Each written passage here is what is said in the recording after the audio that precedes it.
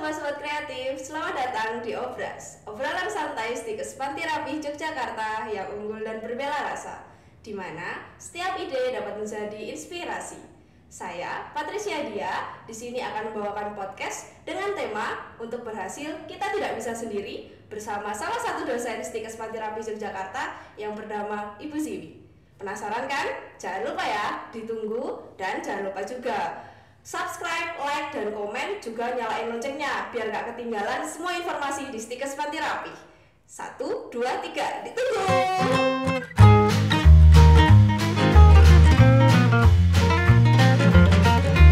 Nah, sebelum kita mulai, kita kenalan dulu sama narasumbernya. Selamat datang Ibu Siwi. Terima kasih Dea. Boleh nih Bu kenalan dulu sama sobat-sobat kreatif di rumah. Ya, baik. Perkenalkan, saya Siwi Ikaristi. Saya salah satu dosen di Stikes Panti Rapih di program studi Sarjana Keperawatan. Saya lebih banyak mengajar itu di mata kuliah keperawatan gawat darurat, keperawatan kritis, dan juga holistic care. Begitu perkenalan saya. Baik. Nah Bu, tema hari ini tuh menarik banget. Temanya untuk berhasil kita nggak bisa sendiri. Kira-kira tanggapan dari Ibu nih gimana nih? Ya, terima kasih deh atas pertanyaannya. Jadi begini, kalian adalah mahasiswa dan saya pun juga pernah menjadi mahasiswa. Nah, salah satu indikator mahasiswa itu adalah berhasil. Iya enggak? Ya, pasti akan berhasil. Selalu ada kata-kata berhasil. Nah, berhasil itu seringkali diidentikan dengan kapan lulusnya, kapan selesainya, kapan sidangnya. Nah, betul. Nah, itu yang menyebabkan kita kadang-kadang merasa minder ketika saya belum sidang, saya belum berhasil gitu. Nah, maka saya ingin mengajak sobat kreatif dan juga kamu sebagai salah satu host dan juga mahasiswa itu bagaimana sih supaya kita bisa berhasil. Salah satunya ya dengan tema hari ini. Begitu. Bagaimana kita berhasil sebagai mahasiswa? Nah, itu kira-kira ada tips and triknya gitu nggak Bu, biar berhasil lancar sampai selesai begitu? Iya, betul. Ada satu gambar itu garis lurus begitu ya, ada panah dari sini ke sana itu garis lurus. Tetapi sebenarnya di tengah-tengahnya itu banyak bulet-buletnya. Ya enggak pernah melihat itu? Pernah Ibu. Nah, jadi salah satu tips adalah punya teman atau sahabat. Kalau yang sekarang anak muda sekarang kan bilangnya apa? Circle bestie gitu, bestie gitu ya. Tetapi untuk bisa berhasil di sini kita bisa memilih teman atau curhat dengan teman itu yang satu misi atau satu tujuan, seperti itu. Satu misi dan satu tujuan. Bentar Ibu, kalau seandainya kita berteman, kita kan berteman juga sangat luas gitu, ataupun kita memilih circle juga kadang tidak bisa langsung memilih. Nah, yang menarik ini adalah satu visi dan satu tujuan. Nah, kalau nih Bu, kalau orang ini belum sidang atau orang ini gagal dalam ujian sumatif gitu, dia curhat sama salah satu teman, tapi tujuannya ini hanya untuk menenangkan, bukan untuk oh iya nanti kita belajar. Jadi jawabannya cuma nggak apa-apa kok, aku yo remet. Nah, itu gimana Bu? Iya, bagus pertanyaanmu. Jadi menjadi teman itu tidak harus banyak bicara, tetapi menjadi teman itu adalah menjadi pendengar. Itu yang sulit memang, tetapi ketika kita butuh, coba ketika dia butuh pengen cerita, itu pengen didengarkan atau tidak? Ada kalanya pengen didengerin aja. Nah, seperti itu. Jadi ketika kita menjadi teman, maka kita menjadi pendengar. Tidak harus memberi solusi, tetapi menjadi pendengar. itu sudah cukup, dan itu membuat teman kita yang membutuhkan itu menjadi lebih lega. Nah, ini sehingga beban-beban yang ada di dalam hatinya itu menjadi tercurahkan dan mungkin dia lalu bisa lanjut. Oke, jadi pertama jadi pendengar yang baik dulu. Nah, setelah kita menjadi pendengar, untuk menyamakan tujuan dan visinya ini gimana, Bu? Oke, baik, bagus pertanyaanmu ya. Sekarang saya malah jadi bertanya nih, kalau Dea sekolah itu, kuliah itu tujuannya mau apa? Tujuan yang paling utama sih lulus tepat waktu ya, Bu? Ya, artinya semua mahasiswa itu kan pasti punya tujuan lulus. Iya. Ya, jadi maka mari sama-sama kita kembalikan ke tujuan.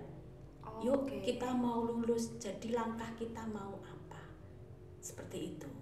Ya, jadi carilah teman yang sama-sama mempunyai tujuan sama. Mau lulus tepat waktu, mau ujian di jadwal yang sudah ditentukan bersama. Oke. Nah, kalau kita sudah dapat teman yang sama-sama nih, Bu, sama-sama punya tujuan, sama-sama punya visi yang sama. Tapi perjalanannya kan tadi, Bu, ada garis panah lurus, tapi di tengah-tengahnya ada ya perengkelan apa lagi perengkelan itu bahasanya. Ada hambatan-hambatan di tengahnya. Nah, itu bisa juga nih, Bu, ya pengalaman aja. Circle ataupun bestie ini bubar jalan, Bu. Jadi ya mungkin hambatan-hambatan ini yang nantinya ada kesalahpahaman, miskomunikasi. Nah, ini kira-kira kalau Ibu sebagai dosen begitu melihat kami yang mungkin si A sama si B temenan nih, kok tiba-tiba nggak bareng lagi gitu. Itu kalau dari dosen ataupun Ibu sebagai dosen ini bagaimana, Bu? Baik. Kalau saya sebagai dosen itu tujuan kita sama. Kami ingin meluluskan mahasiswa sesuai dengan tujuanmu dan tujuan orang tua, yaitu ingin lulus. Begitu. Maka kami selalu melihat bagaimana mereka itu bisa berinteraksi dengan satu teman yang lain. Seperti itu. Kami tidak tahu bahwa kalian itu bertengkar atau tidak. Nah, maka yang ingin saya bawa dalam situasi hari ini itu bagaimana kita menjadi pendengar yang baik. Begitu. Jadi yang dibutuhkan yang pertama adalah sikap yang terbuka. Kita adalah makhluk sosial. Manusia adalah makhluk sosial. Kita tidak bisa hidup sendiri. Nah, jadi sebagai makhluk sosial, kita membutuhkan teman, membutuhkan orang lain untuk kita bisa mencapai tujuan. Gitu. Kemudian yang kedua, ya kita tahu bahwa teman itu lebih senang ketika kita bertemu langsung daripada hanya bermedia sosial. Betul, Ibu. Nah, maka yang kedua adalah bagaimana kita bisa bertemu secara langsung. Dengan bertemu kita bisa melihat ekspresi, ya, kita bisa melihat bagaimana bodi tubuh teman kita itu sedang dalam kondisi yang susah atau sedang cemas, itu kita bisa tahu. Kemudian yang ketiga, kita menjadi ini. Kalau profesi yang sekarang tidak ada itu profesi apa? Profesi yang sekarang tidak ada. Hampir tidak ada. Aduh, apa ya, Bu? Ya jelas profesinya sudah kebanyakan digantikan mesin. Cuman apanya spesifiknya saya belum tahu. Iya. Yaitu profesi pendengar. Iya. Kamu kan calon profesi perawat. Nah, sekarang mari kita mencoba menjadi seorang profesi yang menjadi pendengar gitu. Ketika kita terbuka mendengarkan keluhan, itu pasti mereka akan curhat banyak hal. Nah, dari situ mereka akan punya banyak sesuatu yang ganjel. Nah, itu yang harus diselesaikan. Nah, seperti itu. Memang kadang-kadang kita sibuk dengan diri kita sendiri. Gitu ya, sibuk dengan diri kita sendiri. Sementara tadi kita adalah makhluk sosial yang harus bisa berinteraksi. Gitu.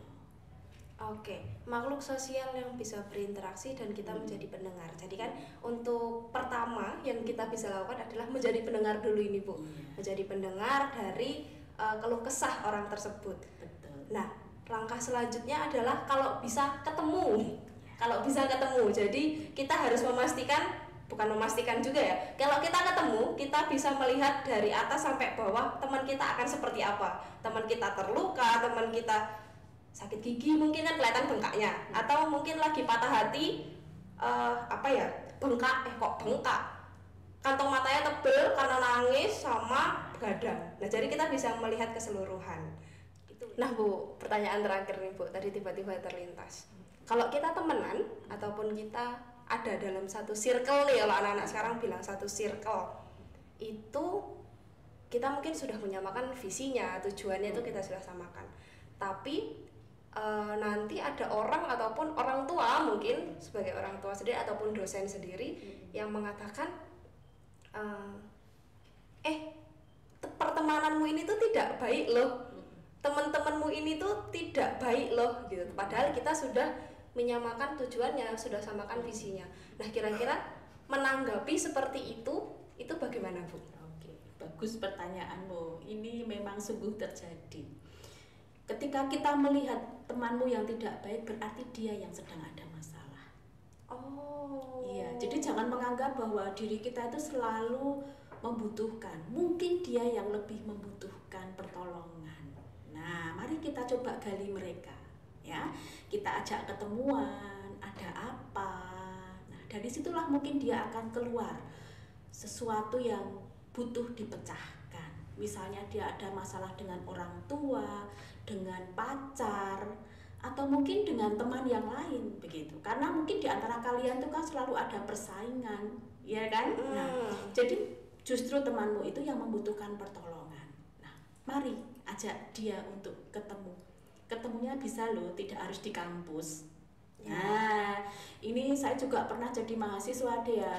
Jadi kalau saya ketemu ya yang tempatnya rileks itu ya di kafe begitu. Nongki-nongki ya Bu? Nongki-nongki itu juga mengalami. Jadi ketika kuliah banyak beban, ya itu kita di kafe ngopi, makan snack, itu kemudian lepas dan ayo kita punya komitmen lagi. Bener ya, kita selesai. Jadi ada motivasi baru untuk kita bisa sampai ke tujuan. Jadi disitulah, jadi kampus itu tempat belajar, tetapi banyak tempat yang akan mendukung, yaitu tempat seperti kafe, atau kalau kalian healing di mana ya, di puncak gunung atau di itu bagus. Jadi silahkan itu dipakai untuk tempat-tempat kalian bisa saling bertemu. Itu. Nah, kalau itu kan mungkin sudah kelihatan di orang lain ya Bu, ada salah satu teman yang tidak baik-baik saja dan akhirnya persepsi dari orang lain, temanmu ini nggak baik gitu. Nah, kita untuk menanggapi orang ini yang mengatakan teman kita nggak baik dan nggak cocok untuk kita, itu gimana Bu? Iya, kita tuh sebagai makhluk sosial, sekali lagi ya, berarti kita harus bisa melihat ketika dia ngomong seperti itu kan berarti ada sesuatu juga. Oh, malah jadi indikator ya Bu? Iya, jadi mari kita coba membuka diri gitu ya.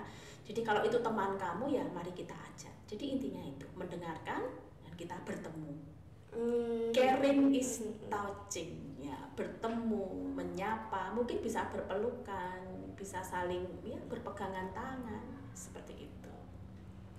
Wah, menarik sekali nih teman-teman. Hanya pembahasan kita tuh sebenarnya hanya seputar circle bestie kita gitu. Jadi bener tadi kita berhasil itu juga kita nggak berhasil sendiri, kita butuh bantuan circle kita, tapi juga bukan cuma kita yang berhasil, satu circle juga berhasil. Begitu. Betul. Nah Ibu mungkin ada closing statement ataupun quotes yang sangat amat mengena gitu untuk sobat-sobat kreatif kita yang lagi nonton. Oke, baik sobat kreatif, anak-anak mahasiswa saya, mari semangat. Kalian bangun masa depan dengan berhasil menyelesaikan tugas tepat waktu, menyelesaikan seluruh tugas dengan melakukan yang terbaik. Kalian tidak sendiri. Banyak teman di sekitar kamu yang bisa menolong dan bisa mendengarkan apa yang menjadi keluh kesahmu. Kami para dosen sangat menunggu kelulusan kalian, keberhasilan kalian. Nah, menarik kan teman-teman? kapan lagi pertemanan pun dilirik sama dosen. Nah, makanya masuk Stikes. Yang lagi nyari kampus yang semuanya care dan semua yang ada di institusi ini mendukung untuk menjadi pendengar ataupun membantu beberapa permasalahan ataupun semua permasalahan, masuk Stikes. Stikes Panterapi Yogyakarta yang unggul dan berbela rasa. Nah, begitu teman-teman. Tadi ada closing statement dari Bu Siwi. Kalau dari saya sih intinya adalah mau bagaimanapun orang berbicara tentang circle pertemanan kita, itu yang dapat menjadi indikator. Yang dalam artian dalam indikator adalah kita bagaimana bisa merangkul, bertemu agar kita bisa melihat dan bisa mendengarkan keluh kesah teman-teman kita. Begitu. Terima kasih Ibu Siwi. Hari ini sangat menarik ya Ibu. Bahasannya ringan, bahasannya seputar pertemanan di kampus terutama, tapi juga sangat bermanfaat bagi sobat-sobat kreatif. Oke, dengan senang hati Dea, sampai ketemu kita di lain kesempatan ya. Baik Ibu, sampai bertemu lagi. Nah teman-teman, begitu obrolan kita bersama Ibu Siwi, dan jangan lupa selalu pantengin terus obrolan santai Stikes Panterapi Yogyakarta yang unggul dan berbela rasa, karena setiap ide dapat menjadi inspirasi. Ada yang pengen request apa aja yang akan kita bahas, langsung aja ke komen, diketik apa aja kalian yang pengen. Request sebanyak-banyaknya karena kita semua akan membawakannya. Bye bye.